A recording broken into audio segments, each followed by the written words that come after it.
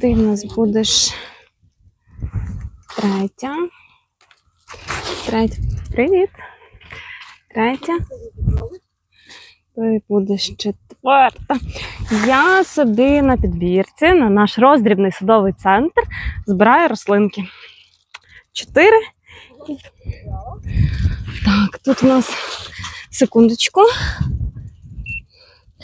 Тут в нас ялина кавказька робуста. Так, 5 штук. Окей.